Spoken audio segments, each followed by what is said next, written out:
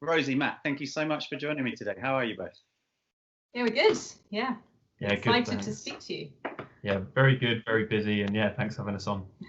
Welcome. It's great to be able to talk to you. I've been following the progress of the game on Instagram for goodness knows how long, and now the Kickstarter's well and truly underway and doing phenomenally well. Congratulations. It must feel a relief. It must feel great. How do you feel? Yeah, thanks very much. Yeah, I mean, those were good words. Yeah, really happy. Yeah, definitely. It's definitely it's been great. It's been a crazy week, honestly. Yes, it's like really exciting, but also is because it's also new. Like going day to day, like not knowing what to expect is quite strange, and knowing what to kind of do now that we are in the middle of a campaign is really interesting. So yeah, I can imagine. I mean, I mentioned to you before we started recording a few of the tricky questions so you could prepare. I didn't prepare you for this tricky question. Kickstarter seems to be so hit and miss. You see amazing games not doing well, and you see average games smashing it. So with the experience of what I would say is a really good game doing really, really well, could you tell everyone the secret? How does Kickstarter work? Can you reveal all for everyone? Yeah, you're right. That was a tougher question. I'd say from our point of view, not that we can claim to be in any way experts on it, but you know, we put a lot of prep into making our launch as coordinated as possible. Like we really tried to we put a date announced out really early. We steered people towards it. We gathered people who had registered interest in support ready for that day. Yeah. And then also, again, the page, making sure it's as clear as possible, engaging. I think we tried to add quite a few GIFs in there just to keep it entertaining and just give that personality of the game across. I think that just tying everything together, I think, is quite nice. Absolutely. How many people did you have signed up for the page before it went to launch? I should know this exactly. It was somewhere between 350 and 400. Okay. And how many people did you need back in it to be 100%? It depended on which tiers came out exactly, but we thought in our head, based on a rough average spend, that we thought we'd need 100 to 120 backers or something like that. Okay. Yeah, something in that area, just to hit that. So there it is. If anyone's watching, the secret to Kickstarter success is a 3-to-1 ratio of followers to the amount that you need. There you go. Easy job. Yeah, no more complicated than that. No more luck involved, as you say. That's just it. Like, it's a mathematical equation. It's so strange, isn't it? Because I just look at independent publishers like you who put their heart and soul into their games and it doesn't do well. And it honestly breaks my heart because I get to see a lot of these games pre-Kickstarter, and I just think how they're all good. So I guess one difficulty is finding the right time to go live because you're competing with all these other good games. But I would say you put your game at a pretty highly competitive time because it's always highly competitive. Like we've just had the follow-up to Seventh Continent, Citadel go live. That's taking like millions of pounds. Like, how did you choose the date? What was your thinking there? We did a little research on just generally going through all the blogs we all know and love and stuff around Kickstarter campaigns. What's the best day? What's the best time? There isn't a best time. Obviously, it's difficult to get exactly right. I think you're right. There's an overwhelming feeling when you first create a product and then you try and find your own project on upcoming campaigns without searching, and you realize that it takes like you to about page 45 where there's like 20 odd per page, and you start thinking, this is going to be tricky to stand out. We kind of went with, we wanted a midweek date, didn't we? Yeah, we've heard that Tuesday through Thursday tends to be slightly better, but I mean, they're looking at the graphs of when is it better, it's really very minimal. Plus, we didn't know how everyone being locked down for a lot of the year would affect historical data as well. It's quite a unique year, so we went for what we thought would be a convenient time for the people that we knew, like in our already existing friends and colleagues, etc. It would be a good time for them. So we went for midweek. We started it at 12, which is standard workday lunchtime.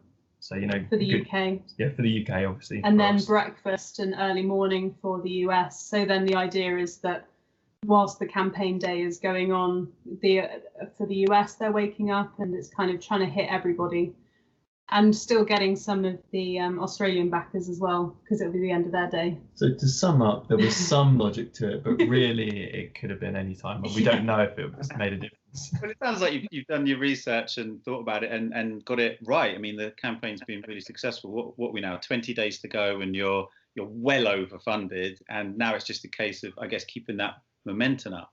I've got a question about the executive bot, because that seems to be something that Kickstarters sometimes try and succeed with, by essentially creating a really high-priced tier price on the product that is really limited with something super exclusive, and then they just get their mates to pay for that so that they reach 100% quickly, and then organically it grows from there. You created something similar, but that hasn't sold out yet.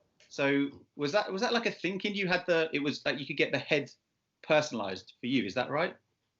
So what it actually is you get to name a bot. So the bot heads will have names on in the final edition. So whatever, any person with a bot in front of them, that bot will have a name, and we're giving our top tier backers that limited opportunity to name bots. It's actually interesting. Sorry, carry on. There's 8 of those, is that right? There are 8 of those, and therefore 8 packages. It's interesting that you mentioned that it hasn't sold out, because actually it was sold out. We just one of the people that took the package pulled out today, unfortunately, due to some sort of so we were sold out on that package. We actually sold out that quite quickly, which we were really surprised by, because yes, there were a couple of people who we did know wanted that top package, but actually we were really surprised at how quickly that sold. We thought we might get 3 or 4, and then we'll see how it goes. So that was a surprise. They were very popular. It's a really cool thing to have, though. I mention it because I just think it's a really solid idea for people who are putting something onto Kickstarter, because it guarantees you the people who are really loyal, who really want the game, and who want something special. Like, why would you not pay a little bit more to have something that special? And it helps you sort of generate that early start. But it's interesting that you've been really successful and haven't necessarily had to solely rely on that. Your base pledges have been through the roof as well, I think, because the game's so solid. So let's come on to the game. We've been playing it in the house for the last few days, and the best praise that I can give this is we get games turning up here all the time. It's silly. I feel a little bit awkward about it, but the way my children reacted to this game compared to some of the others was through the roof. So this morning, my wife came down stairs because she couldn't find my son. He's 7. He wasn't in his bed, and he was downstairs, and he'd laid out all the cards on the floor. They're down there in front of me now. I'm in the games room. I can see them all now, all laid out, and he'd just been sitting there playing a 3-person game for himself, mummy, and daddy on his own. Because that's amazing. He'd been thinking about it all night, and he wanted to play, and he just couldn't be bothered to wait for me and my wife to wake up. So just started to play a 3-person game on his own. And all day today, I'm working from home with obviously what's going on. He's just been saying, "Daddy, can we play? Daddy, can we play? Daddy, can we play?" It's just incredible, and I think it's because, well, there's 3 things that I want to ask you about. First of all, the art. It's so bright and vibrant. How have you made these? How did that design come about? Who did the design? What was the process for that? Before you go on the explanation, I just want to say that's one of the most awesome things I've heard. Thank you so much. That's fantastic. It makes me feel very happy. You take the art. So we started by just sketching out little robots, just obviously with just marker on some blank cards, and then started to bring colour into it, because we found colour to be a really good way to quickly look around the table and understand which parts are stronger and weaker. And then also we then just wanted a really nice, clean, simple, and just fun looking parts which all fit well together. And we found the brighter colours just really helped that kind of. Who did the art? So you did the bot artwork, didn't you? I did all the bots, and then you did most of the battle cards. So the battle cards and the sort of more of the branding, so like bringing what the colour palette was and stuff. You guys really did this. I mean, I was totally waiting for you to say, "Oh, we found this amazing artist online called." You guys really have done the entire package yourself. Absolutely everything. Our website, the video, absolutely everything has been us too. And you guys have full-time jobs outside of this, correct? Yeah. So you're a young married couple going through lockdown, building your own game, literally all by yourself, whilst doing full-time jobs. Yeah. We haven't had a lot of free time this year. But that's the benefit of lockdown, is we haven't had to socialise with anyone. It's taken all temptation out the window and we've thrown it all into the game, really. But yeah, it's been full on. But it's been so great to have that purpose whilst being in lockdown as well. It's been really, really good. I think just to add on to your thing with the artwork as well, just because it was part of the aesthetic, which I think you nailed, is we wanted to strike a balance between them being cute characters that you would like, but also wouldn't have a problem with destroying, as like the concept of the game. So it needed to feel young. If we'd have done sort of very developed, fierce-looking attack robots, I think the flavour of the game would have felt a little different. You know, we wanted goofy weapons and things that weren't even weapons. You know, it was, I don't know, it just that felt kind of part of it. And we didn't want to go too like anime and cute to make it again that people didn't want to destroy it. Well, I think you've nailed it. I mean, the weapon bit is separate to these three things I want to talk about, but I guess related to the art. It's like little sort of hidden things that you find. Like we're as we're not drafting, but you know, creating our robots at the start of the game. We're pausing, we're looking, we're analysing to see what we've got, and we're telling stories. And I think the one that's created most chat in our family so far is the bubble maker. I mean, that's just, like, first of all, I was thinking, oh, cool, it's a magnifying glass. And I realised, oh no, there's something coming back. Oh no, it's a bubble maker. Like his weapon is a bubble maker. That is so cool. Well, I mean, I totally agree with you about what you said there with the art, because it absolutely nails all of those things. And you've sort of come on to my second point there with how you described why you did it like that and the card. Because I think the second reason why this game is so good and so popular in our house is it's just so accessible, in that the art also essentially is the rules. So, for example, I'm looking at the armor card now, and there's a bit of text there that someone like me can read, and it tells me that I can reduce damage by up to 2. But the art also tells me that. So I'm playing with my 5-year-old daughter as well, and she can read this stuff. But, if you've got 4 cards in your hand, at the speed that a 5-year-old reads, it's sort of quite bumpy. But she doesn't need to, because she's just sitting there looking at that, and she goes, "Oh, okay, there's a shield and there's a thing bouncing off it. I know I can." And I think you guys have absolutely nailed that. You've created this game that is just so accessible. Was that in your thought process when you were designing it? Absolutely. Yeah. I mean, I love card games just in general, whether that be online or offline. So we're on tabletop or on computer, and I've spent years playing like CCGs and things, and I love like battle elements with cards.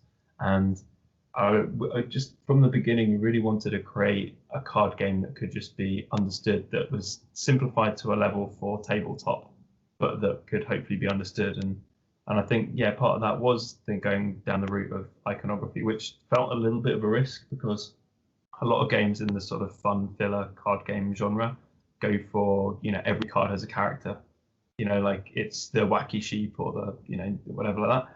But I don't know whether it's the sort of graphic designers in this information design that just going with clean kind of icons that help describe what the card does. I don't know, it felt right. We kind of had our fun characters in the bots, and then these could sort of be functional but clean. I think coming from like experienced design background and stuff, you almost have that extra level of how are we telling this in the easiest way possible. Well, you nailed that, because I think I learnt this game myself in 5 minutes and then explained it to both of my children in 2 minutes. It's brilliant. And the third thing why I think this game is there's loads of reasons why the game's good. These are just my top 3 of why it's so good, why it's been so popular, why the Kickstarter's been such a success, other than the accessibility and the art, is I just think the balance of it, the balance of the gameplay and what I mean by that is you play a game, it takes about 20 minutes, and then instantly afterwards, you want to play again, because there's this brilliant balance between the length of the game, the complexity of the game, the joy of winning or losing with take that element, and the way that it works across both adults and children. I think, I've won and lost a few games. My daughter's won and lost a few games. My son's won and lost a few games. My wife's won and lost a few games. Like you put some strategy and technique into it, but sometimes you get a bad card, you're going to lose. But it doesn't matter. It's just really fun to play. The balance of the game just feels so tight, and I think that's incredibly hard to do with a game like this. I can only guess that just comes from a lot of play testing. Yeah, we tested it a lot. I mean, we got more insights as we widened the testing field, but we played back and forth with the two so many times. The very start when we played this, it was with, a huge deck of playing cards, and it was just Sharpies, and it was, no, that feels wrong. Like, scrub it, change that number, change that. No, it doesn't work like that. And, like all the area of effect cards, like, the leg explosions and the Armageddons and stuff like that, we've done all sorts of various numbers on that, where it's like, no, the game's too quick now, the game's too slow now. We've And then trying it out with like 4 people, 5 people, and then see, does it still work, or is now something not making sense? We did some things with our expansion, which we've got on the Kickstarter, where initially we'd completely planned it wrong with the numbers. The damage was way too intense, and people just some people were out before they even had a turn. It was hilarious, but it was ridiculous. First round on that, we botched the balance so badly. Yeah, it was so bad. But that's the best thing about obviously play testing as much as possible and trying out so many different things. And it's the benefit of time as well, because we've been developing this over a couple of years. All of these bits were the first things which we were really trying to iron out before we started properly thinking about the design side of it. Well, I think you've absolutely ended up with an incredibly tight, well-produced, really bright, fun game that I just think, I can't wait to watch the next 20 days of Kickstarter, because I just feel like your line's going to, every now and then you get a game that just does that. Like the last one I saw was Streets, and it feels like this is the next one. So I'm going to watch eagerly. So I've got a few random questions for you. I put a message out onto Instagram and asked a bunch of educated, studied, learned gamers for some questions for you both. An opportunity to really understand the process of developing a game, and the deep dive into what makes a Kickstarter successful. So I'll start off with Nick's question. So Nick's from Board Game Review UK. If you had a robot in real life, what mundane job would you ask it to do? Okay. For me, it would be a robot who could clean the dog's teeth, because that's just not an enjoyable experience, and to be honest, we do not do it enough. Yeah, that's niche though. You're really not getting much bang for your robot buck there. I think it would sell out. You think? Yeah. Cool. Okay. Who enjoys that job? Good answer. Thank you, Nick, for that deep question. Obviously, silly ones out the way now. We'll come on to some serious ones now. This is from Moving Meeples, wonderful couple. Who do you identify with the most, R2D2 or C3PO? You can do this one. Hard hitting again. Yeah. All right. Okay. Let's see. Now, I think that I think that I'm the R2D2 of this relationship, and you're the C3PO. Actually, I think that's how it works. Yay. I'm gonna call you as the more anxious panicker, and I just blobble at you. That's actually very accurate. Very good. I think you've answered that very well. We won't peel that onion any further. So Tom from Barry Board Games, awesome Tom, he asked, this is actually a proper question to be fair, how many reincarnations of the box art did you go through until you chose the final one? And I know the one in the review copy you've sent isn't the final one. So what's the thought process there?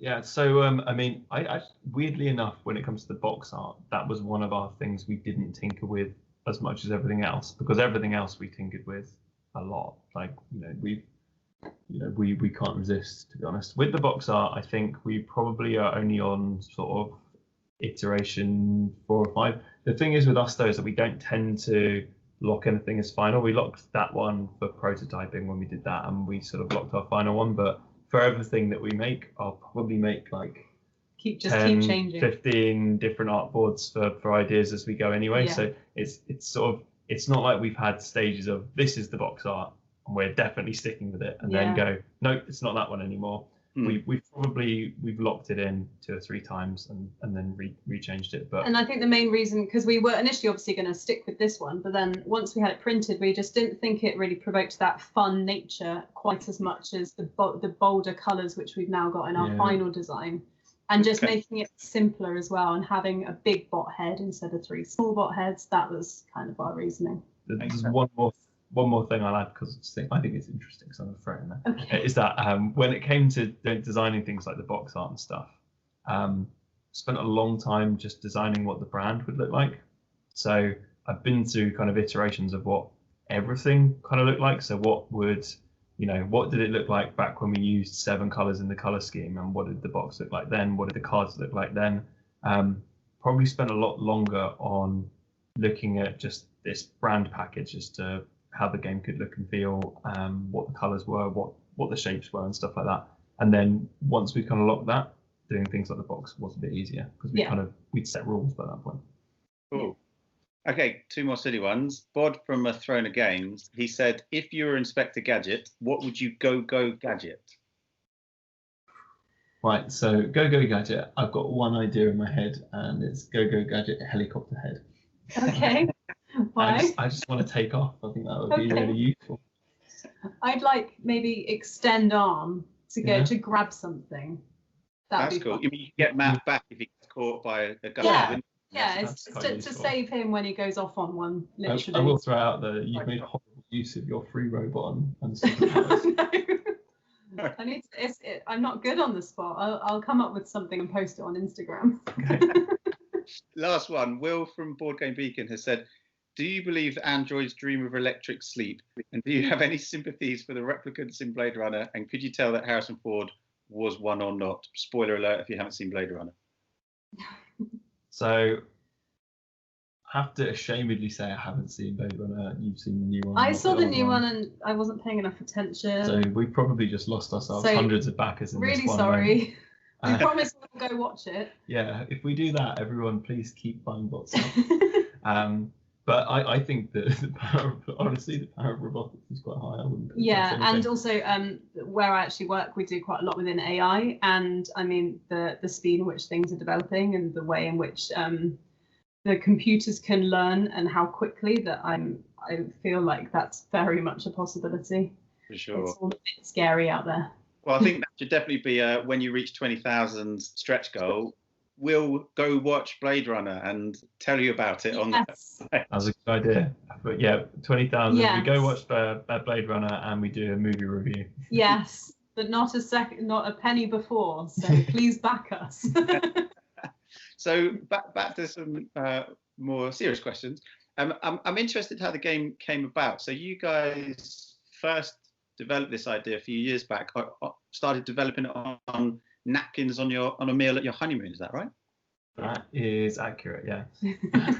So we'd kind of we'd bounced around the idea of designing a board game. It was something we wanted to do. We were getting much more into the hobby and playing a lot of card games. Cards in particular were our favourite. Yeah. And yeah, we just got married. We were in Greece, enjoying a few evening cocktails. And what we'd normally do when we're at a bar together is we bring all sorts of 2-player card games with us, and we'll sit at a bar and play and have some drinks. But this time we just started throwing these ideas out for a bot up. We hadn't quite nailed everything, obviously, but we had this idea of different parts of something that we could destroy with each other with different cards, and we went to reception. We were in the hotel bar. We got some a roll of paper basically, and we started scribbling all over it, and we had all these little bits of paper all over the table, and the waiters and waitresses looked at us very strange. Yeah.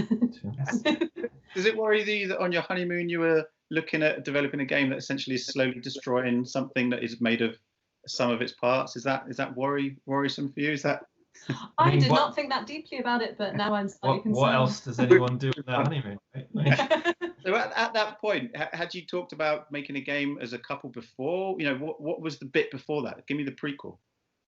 I'd sort of got into the idea slightly of making a game, and then I guess I'd say that we just talked about it in a very non-serious way. We were just throwing out ideas on little walks and just in conversations of like what it might be if we ever did something, what kind of theme, what kind of age, what kind of thing we'd like to make. But even when we were throwing out the initial ideas, we weren't thinking, oh yeah, and here's the pipeline, and it's going to be a game by this point, and we're going to launch it on this platform, whatever. We made it as we started making it as a game for us. We made it as what's a game that we would find fun based on the games we like playing together. And then we did some basic prototyping. When we got back, we bought some actual plain white cards, and as Rosie said, she got the Sharpie markers out and went to town. Yeah. And then we played within just a few friends, and then we had some fun game nights, and it felt part of the circle of games we were playing. And yeah, we carried it on. And I think it was only near the end of last year that we actually decided, you know what, we really want other people to just enjoy this and have fun. And so let's do a Kickstarter and see if it goes anywhere. Yeah, because we had a basic printed prototype from early 2019, 18, whatever it was. We had that quite early and we were playing that, so it was a printed game, but we hadn't kicked into gear. And I think, yeah, it was about December of last year. So it's probably been 9 or 10 months of very, very solid working on it, of developing out the brand, the artwork and everything like that. Yeah. To bring it through. What point did you think to yourselves, this has now become bigger than just something for us and our friends? When did you think, hang on, this could be bigger than that? I think when we initially play tested it, we then sort of we then kind of thought, oh, wouldn't it be great if we could make a game that other people would own? Like, what if we could make this, you know, something? And then also just having some new people play it and just that instant reaction, because you know when people are like, oh, that's great, so should we play something else? So you know that it's not actually that great. Whereas with ours, people were like, oh yeah, let's play again. And you could actually get that real sense of enthusiasm. That I think it was that which kind of spurred us on to. Yeah, you're right. It was the affirmation from others. Like it wasn't like we brought a game. There was times it wasn't like we'd said, please come over and play test our game. It was, we'll bring it to a game, you know, to just a game night thing with friends, and if anyone wants to play, we can play. Yeah. And yeah, it was then like, right, rack them up, we're going again, and then you think, oh cool, we didn't ask them to do that. Like, people are voluntarily playing again. That probably means they're not just sparing off again. So, It must be a nice feeling when, you know, your friends are actually enjoying your game, but I guess there's still that nagging doubt that it's your friends and maybe they're being nice. But then you put it out there into the real world, which you've now done, the harsh, brutal nature of Kickstarter, and you're funded like crazy quick. Like that must be such a great feeling, knowing that actually, no, we have got a really good game here. This isn't just our friends being nice. We've made a good game.